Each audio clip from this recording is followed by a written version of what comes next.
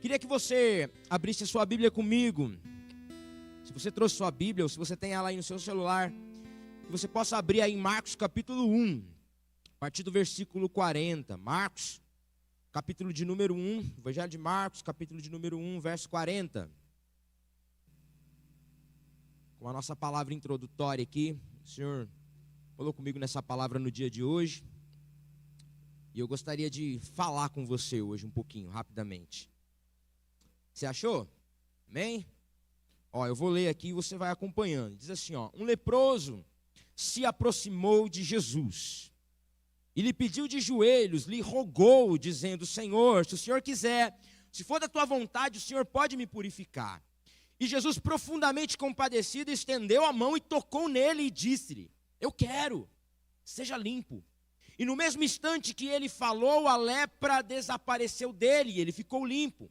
E Jesus o advertiu severamente, logo despediu e disse-lhe: olhe, não conte a ninguém, mas vai, apresente-se ao sacerdote e ofereça pela sua purificação o sacrifício que Moisés ordenou, para servir de testemunho ao povo.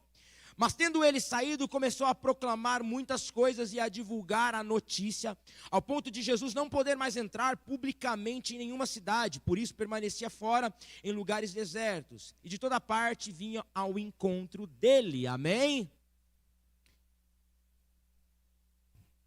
Deixa eu te fazer uma pergunta, mas antes eu quero contar um breve testemunho.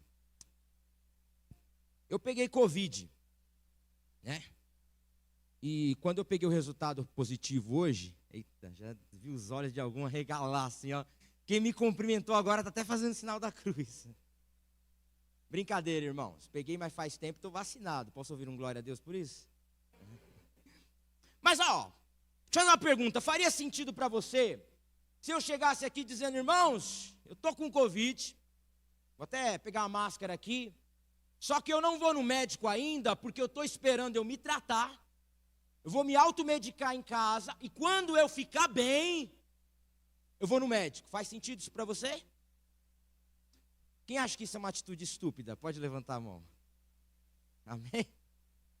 Faz sentido para você, quando você está enfermo, quando você está doente, quando você está com um problema, você melhorar em casa, ficar bem em casa, e depois que você ficar bem, você chegar lá no doutor, marcar uma consulta lá no Hospital Ipiranga, que é o hospital aqui da nossa cidade, e chegar lá, o médico fala: o que você tem? Você fala: nada. Mas mês passado eu tinha. Tá, mas está com algum sintoma? Não. Eu me curei e agora eu vim aqui. Acredita, né, como nós falamos hoje no discipulado, ele vai prescrever uma psiquiatria para você. Mas não faz sentido, porque a lógica de você ir num hospital é quando você está A mesma lógica de ir num hospital quando você está doente é você entender que na vida cristã, o momento que você mais precisa de Jesus é quando você está quebrado. Porque é tão ilógico e tão estúpido achar que você precisa estar tratado para procurar um hospital e não quando você está doente, é você imaginar que o estado perfeito para você estar próximo de Jesus é quando as coisas estão totalmente alinhadas em você. Sabe por que eu estou dizendo isso? Porque o texto que nós lemos vai falar de um homem que ele tem lepra, de um homem que estava leproso, mas ele se aproximou de Jesus, mesmo estando leproso. Agora entenda que a lepra era uma doença que fazia com que as pessoas não podiam se aproximar de outras que estavam sãs. E aquele homem, ele não esperou ser curado para se aproximar, mas ele se aproximou ainda estando sujo, ainda estando leproso. Sabe o que eu estou pregando para você? Sabe o que eu estou ensinando para você nessa pequena palavra? É que se você esperar ficar limpo para se aproximar de Jesus, você vai ficar parado. Se você esperar ser curado pela sua autoconsciência para se aproximar de Jesus, você vai ficar parado. Se você veio para esse culto e esperando ser curado para depois se aproximar, talvez as coisas não aconteçam. Mas se nessa noite você entender que do jeito que você está, você pode dar o primeiro passo, alguma coisa vai acontecer. Faz sentido para você isso? Amém?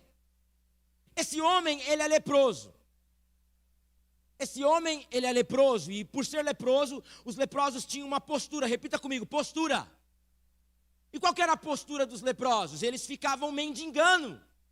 Eles tinham um papel, que é ficar à beira do caminho, ali fora do caminho, e eles tinham que mendigar alguma coisa, e alguém que passava, por misericórdia, jogava um pão, jogava um agasalho, jogava uma esmola, porque a lepra era uma doença imunda que fazia com que as pessoas não podiam se aproximar, porque se você tocasse em alguém sendo leproso, você podia contagiar outra pessoa. Você está me entendendo? Diz amém.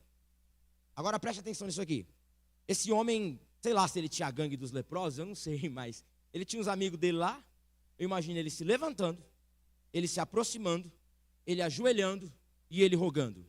Coisa que não tem nada a ver com um leproso fazer. Mas ele mudou a sua postura, mesmo que o seu estado ainda não havia sido mudado. Você entende o que eu digo? Ele não esperou uma mudança no seu estado, porque se aproximar tem a ver com quem é curado. Ajoelhar tem a ver com quem está curado. Se rogar, se aproximar de Jesus tem a ver com quem está são. Não faz sentido um leproso se aproximar de alguém que está são. A postura dele é diferente talvez dos demais leprosos, daqueles que estavam talvez em uma imundícia, mas aquele homem tem uma postura diferente, ainda que o seu estado ainda não era diferente. Sabe o que eu quero falar para você nessa noite de uma maneira muito simples? Não espere uma mudança de estado para ter uma mudança de posicionamento. Você está entendendo? Porque eu e você caímos às vezes nesse pensamento de ter uma mudança de estado, para que depois da mudança de estado, eu tenha uma mudança de postura. Você está entendendo o que eu estou falando para você nessa noite? Você está entendendo que você está nesse culto e não é à toa, porque Deus desde já quer tratar com você uma verdade e implantar ela no seu coração. Às vezes você vai ter uma mudança de postura, ainda que o seu estado não tenha sido mudado. Mas a mudança de estado é um efeito colateral de uma mudança de postura. Ou seja, você pode dar o primeiro passo, ainda com um estado meio conturbado. Você conhece alguém assim? Ah, Senhor, se o Senhor mudar o meu estado emocional, aí eu vou orar. Se o Senhor mudar o meu estado financeiro, aí eu me aproximo do Senhor. Se o Senhor mudar o meu estado espiritual, se eu estou tão fraquinho, tão raquítico, estou sentindo as minhas forças ir embora. Me leva além, né? Só falta cantar a música. Fale para si mesmo nessa noite. Eu posso ter uma mudança de posicionamento, ainda que o meu estado não tenha sido mudado, ainda que a minha lepra não tenha sido curada. Eu posso dar os primeiros passos em direção ao meu Jesus, e eu sei que Ele pode me curar. Agora eu finalizo esse raciocínio. Você acha que ser curado é uma vontade boa, sim ou não? Sim ou não? Vocês estão aí, irmão? Sim ou não? Agora esse cara, ele fala algo que me chama muita atenção, que eu não vou me arriscar a dizer que ele é o único que faz isso, mas quando eu olho para a Bíblia Sagrada, quando eu vejo nos evangelhos as pessoas pedindo algo para Jesus, Franciele, eu vejo que as pessoas, talvez elas se analisam e falam, minha vontade é boa, então eu vou chegar em Jesus e vou apresentar minha vontade para Ele, eu sei que Ele vai fazer, porque a minha vontade é boa, entendeu? Quando o cego clamou para Jesus, ele fala, Senhor, tenha misericórdia de mim, né? Quando as pessoas rogavam para Jesus por uma cura, elas já chegavam apresentando o pedido pronto.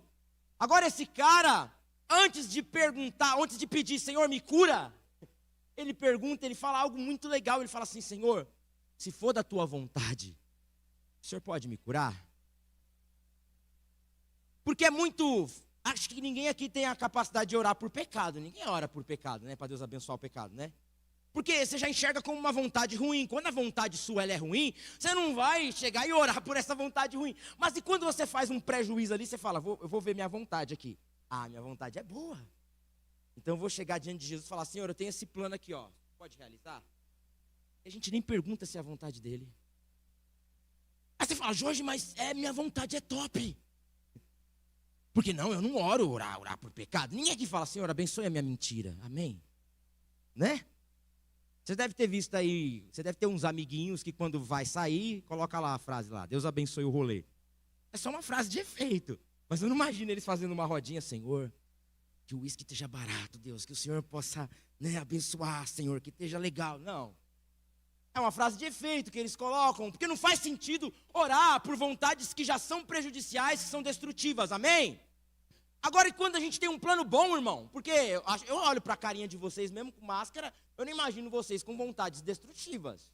Eu imagino que você fala, qual que é o seu sonho? Você fala, o meu sonho é ter uma empresa, Meu sonho é... Vamos trazer para a esfera, né? Um pouco mais aqui dentro da igreja. Meu sonho é ser pastor. Eu quero pregar. Jorge, eu quero ajudar pessoas. Eu quero cuidar de pessoas.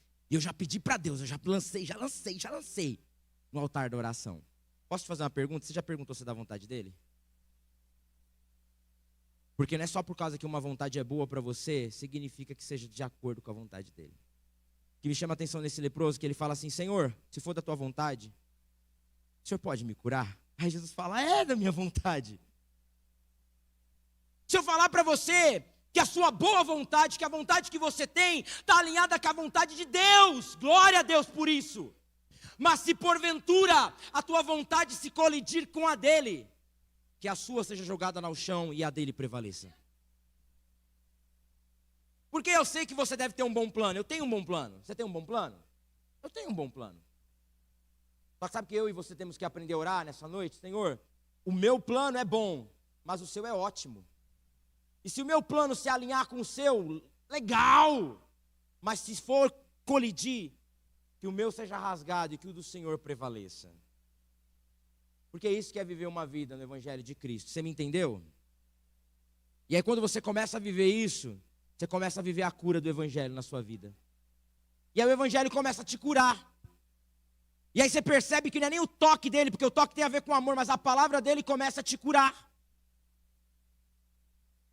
Agora, vamos dar uma mexidinha aí com o pessoal. Pergunta para a pessoa que está do seu lado. E depois que ele cura, o que você faz? E aí? Porque você tem que fazer uma pergunta, né? Nós tivemos a oportunidade ali de gravar um vídeo, né, Arthur? E assim, pra quê? A grande questão é pra quê? Olha para a pessoa bem aí no olho dela e fala assim, pra quê?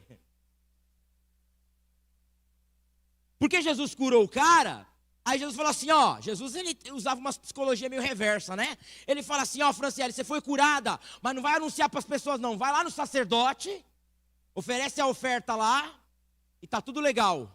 Por que oferecer para o sacerdote, irmão? Porque existia uma tradição. E qual que era a tradição? Quando a pessoa, ela contraía lepra, porque ninguém nascia com lepra, se ela fosse ali do contexto judaico, ela contraía lepra, ela era exposta pelo sacerdote, e o sacerdote excluía ela da congregação, e era a obrigação do sacerdote falar para todo mundo, a Franciele, vou usar você, tá, Franciele? Franciele está leprosa, viu, gente? Ninguém dá soquinho nem na mão, porque está leprosa, vai se contaminar. Todo mundo está entendendo? Agora imagina como a Franciele ia se sentir, sendo exposta. O sacerdote falando, a partir de hoje você não pode vir mais no culto, viu? Desculpa, tá, eu sei que a lepra está pouca, mas vai crescer. E eu ia falar, gente, agora nós vamos com os avisos, coloca aqui no telão a foto da Franciele aqui. Ela falou, ninguém cumprimenta mais ela não, tá? Só que quando a pessoa era curada, pela tradição, ela via lá no sacerdote, no mesmo que viu ela imunda, ela doente, e agora ela chega lá e fala,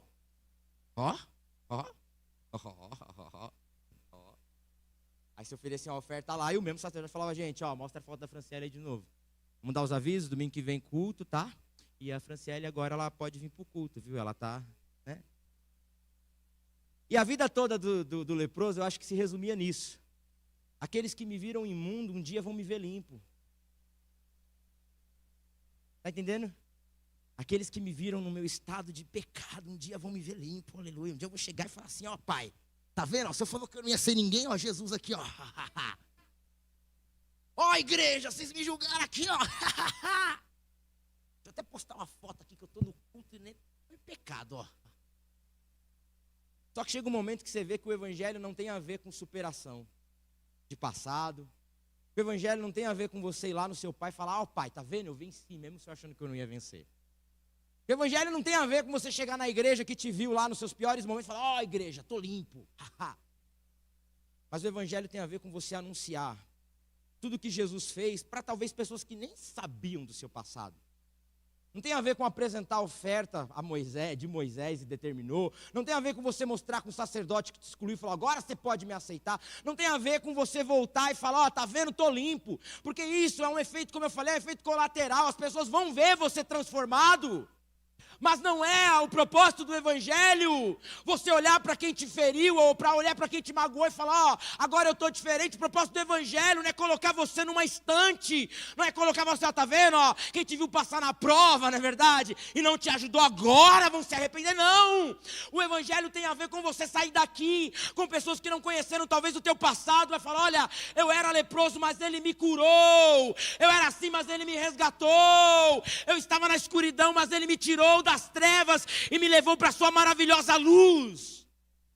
Não tem a ver com mostrar para o seu pai que você venceu, não tem a ver para mostrar para sua mãe, para o seu antigo namorado, que você está bem, ó, você me abandonou, mas Jesus me aceitou. Não.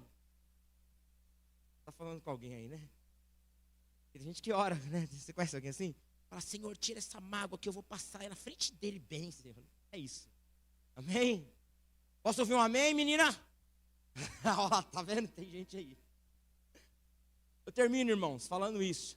Que em nome de Jesus, a partir de hoje, você entenda que o evangelho não tem a ver com você olhar lá para o passado e ficar apresentando para o sacerdote, mas tem a ver com você ir anunciar. A Bíblia diz que ele anunciou não só isso, mas anunciou muitas outras coisas. Você entende? É você sair daqui falando, olha, Jesus realmente me libertou e isso para mim é uma dádiva de vida, mas muito maior do que a minha cura foi a minha salvação lá na cruz do Calvário.